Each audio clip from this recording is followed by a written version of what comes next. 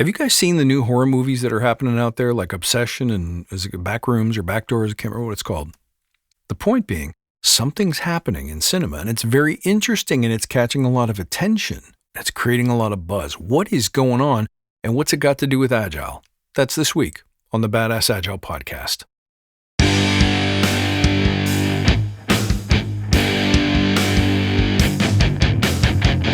Greetings, team. Welcome to the Badass Agile podcast. I'm your host, Chris Williams.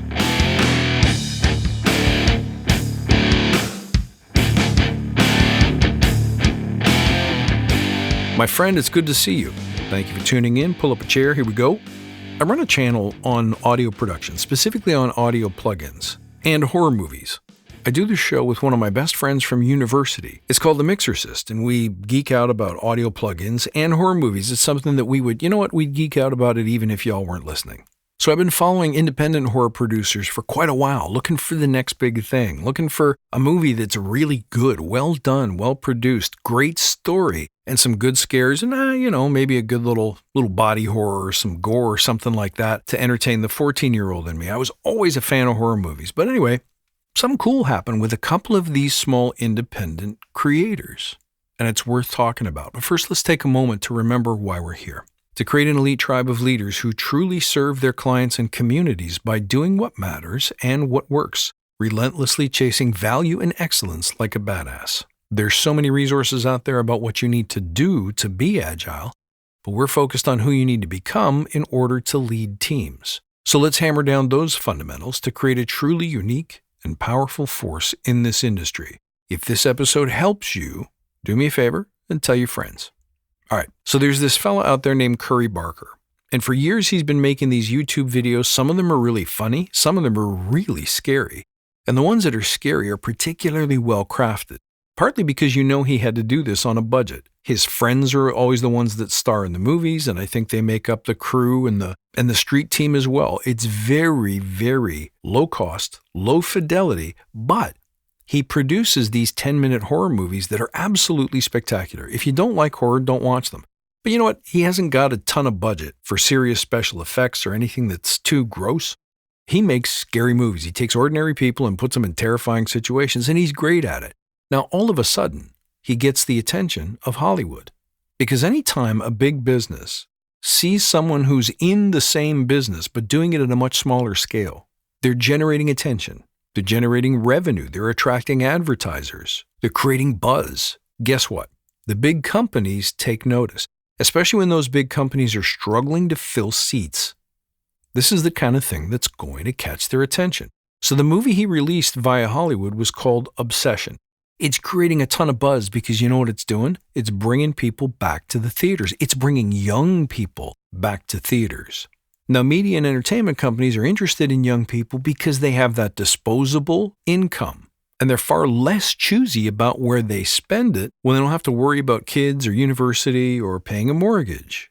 So they want this younger audience, and they have failed to attract them for years now. All of a sudden, Curry Barker comes along and produces one of his movies, one of his ideas, on a fairly low budget and makes something that everyone's talking about and everyone has got to go see. How is he doing what the movie studios are struggling to do? Because he gets the idea of simplicity, the power of what people want, what they gravitate towards, which in this case is great story and maybe a good scare. And you know what? It's not the scariest movie I've ever seen, by the way. So it's not that he's great at riveting you to your seat in sheer terror and anticipation, but he tells an interesting story that makes people go, what if? It's a completely ludicrous concept. It's kind of like the movie Big. You make a wish and all of a sudden your wish comes true, and then you find out that your wish isn't the thing that you actually wanted. See, what Curry Barker knows is that bigger isn't better. Anybody can be a disruptor, but the bigger we get, and I'm talking about big corporations here, we have forgotten who needs our work. We've forgotten what they want, what resonates with them, what they truly crave, and ultimately will pay for and pay attention to. Story. A story that opens your mind, that makes you wonder, what if, what next, and gets you to turn over dollar bills to find out. See, movies and all art and all products get made a certain way. There's a system for building these things. There's rules about who's allowed to do it, how much it's going to cost, how long it takes, etc., etc. Now, they've narrowed it down to a science. They understand their audiences from a data perspective better than anybody else. And yet, a single, motivated individual who all he wants to do is make great movies completely broke their algorithm. And so this well-entrenched system, with its high and mighty gatekeepers who supposedly know more, have more wisdom, have more instinct than anybody else, are all of a sudden sitting on their butts watching someone overtake their record, steal their profits. They rewrite the rules, and the rules as we used to know them are no more. Here's the interesting thing. People, especially people at scale, can't let go of the way things used to be. They can't let go of that status quo. And that's why the big studios struggle to attract the right audiences. That's why they're struggling with profitability, and they're re-engineering their business. Setting up a Burger King inside the cinema and hoping that somehow transform an industry that we clearly thought was dying. Well, let me ask you this. How often do you see that happening in the companies that you serve, but how often do you see that happening in Agile itself? Broken, gate-kept, rules-laden, exclusive clubs of so-called experts who know it all, and at the end of the day, fail to deliver the desired result. That's what happened to us. The same thing that happened to the movie industry is what's happening to Agile. The people in charge fail to get it. They don't understand where the initial energy came from, and so they do things, follow trends with a hope and a prayer, riding on the back of what they call our data, only to make decisions and moves that cause you to scratch your head and go, what were they thinking?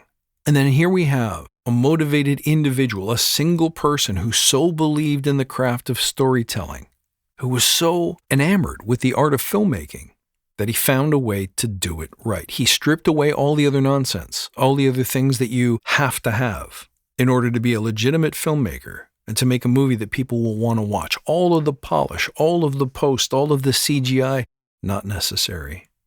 It was so simple that nobody else could figure it out before him, and he maneuvered like Connor McDavid in between the skates of all the other players until he found himself alone in front of the net, and he took his shot, and he scored. Simple as that. While the rest of the industry moved slowly and fearfully, terrified to upset the order, to break the rules, to do something daring. I mean, look around you. There's 48 Star Wars movies now.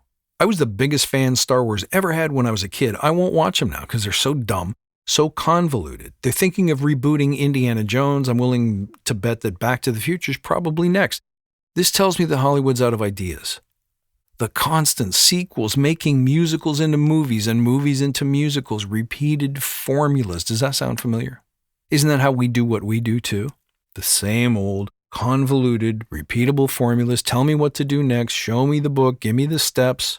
See, I want guys like Curry Barker to come and disrupt the industry. And you should too. Because if you're good at navigating change, if you're good at doing the pivoting that I'm talking about so much right now, then the entire landscape is yours for the taking. There are business units that have no idea what Agile is, and they're begging for someone like you to come along and tell them and show them. Can you teach them how to be simpler? Can you teach them how to break big things into small things? Can you teach them how to roll around like a pig in the mud, doing the daring, dangerous, unproven things? See, if you can show them that, you can show them how to disrupt. You can show them how to survive in these really challenging, weird economic times. But instead, we watch what the industry does. We follow the trends that we think we're supposed to follow. We all start using the buzzwords. Right now, everyone's using the word theater. One person uses that, and everybody else got to start using it too. It doesn't even matter if they know what it means. It's all about fitting in.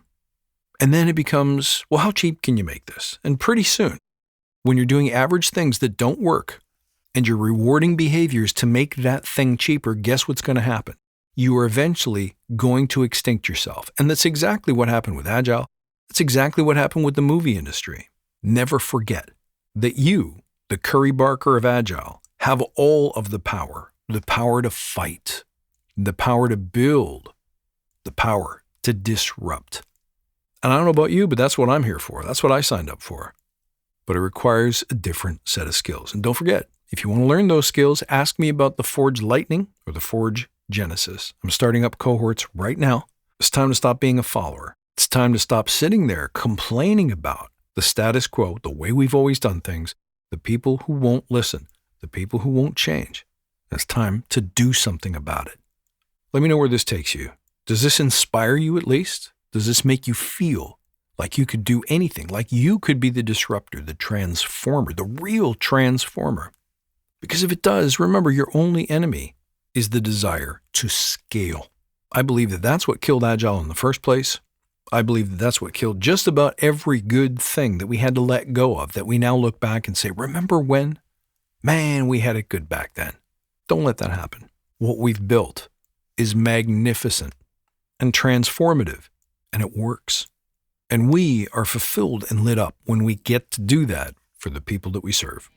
As always, you can find me at the coordinates in the show notes below. I look forward to seeing you next time. And until then, stay badass.